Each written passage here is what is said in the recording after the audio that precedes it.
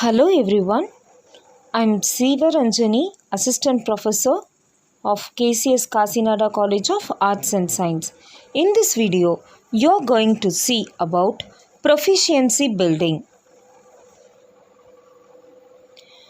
Under communication process, the process of communication refers to the transmission or passage of information or message from the sender through a selected channel to the receiver, overcoming barriers that affect its pace. The process of communication is a cyclic one as it begins with the sender and ends with the sender in the form of feedback. Next, we are going to see what is communication.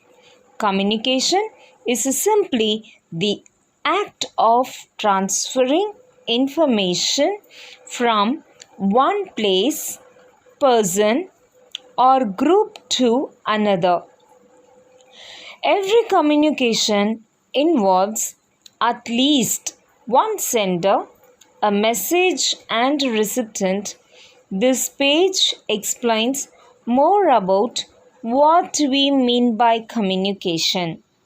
As we saw what is communication, next we are going to see about the purpose of communication. Purposes of communication serves 5 major purposes. First one, it is to inform.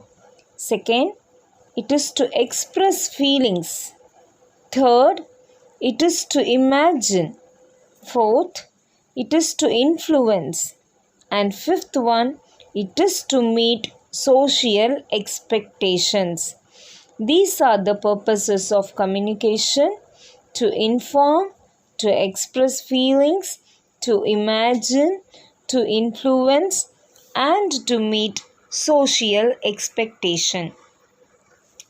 Next, we can also see about importance of communication in management. The importance of communication in management as follows. First one, basis of decision making and planning. Smooth and efficient working of an organization. Third one, facilitates coordination. Fourth one, increases managerial efficiency. Fifth, it promotes cooperation and industrial peace. These are the importance of communication in management. The next, we are going to see about main skills for communication. The 5 main skills are absolutely necessary for successful communication in the workplace or private life. Listening. Listening is one of the most important aspects of communication. Straight talking, non-verbal communication, stress management, and emotion control. These are the 5 skills are absolutely necessary for successful communication in the workplace or private life. Next, we are going to see about what is report writing. A report is a written account of something that one has observed, heard, done, or investigated. It is a systematic and well-organized presentation of facts and findings of an event that has already taken place somewhere. Report writing plays an important role in technical writing and presentation skills.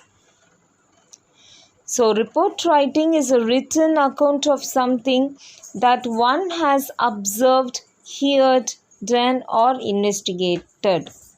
Next, we are going to see what is the format for report writing. Title section. This includes the name of author and the date of report preparation. Summary. There needs to be a summary of the major points, conclusions, and recommendations. Introduction. The first page of the report needs to have an introduction. Body. This is the main section of the report. Report writing format are title section, summary, introduction, and body. There are many types of report. The types of report are of 7 types. 1. Formal or informal reports. 2. Short or long reports. 3. Informational or analytical report. 4. Proposal report. 5. Vertical or lateral report. 6. Internal or external report. 7. Periodic report.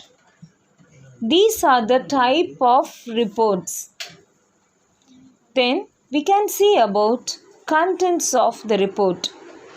The contents of the report are of 7 types. Title page, table of contents, executive summary, introduction, discussion, conclusion, recommendation and references. These are the contents of report. Next we are going to see about special report. Special report are short review style article that summarize a particular niche area, be it a specific technique or therapeutic method. The word limit for special report is 1500 to 3000 words. This not including figures, tables or references. Next we are going to see about role of special report. The introduction of any business report or essay should focus the reader's attention on the exact subject of the report. This provide background information on the topic of the report. This also engages the reader's interest in the topic. It gives definition if required, not usually done if it's a short piece of writing. Last, we are going to see about tips for delivering a report. Find the story you want to tell. Let's not pretend. Pick your partners carefully. Build trust, play a little. Work your other skills into the process. Cast your net far and wide. Be realistic about how long it's going to take. Edit ruthlessly. At last, illustrate. These are the tips for delivering a report. A good report consists of few main characters that are simplicity, clarity, brevity, positivity, punctuation, approach, readability, and accuracy. These are the characteristics of your good report. Thank you.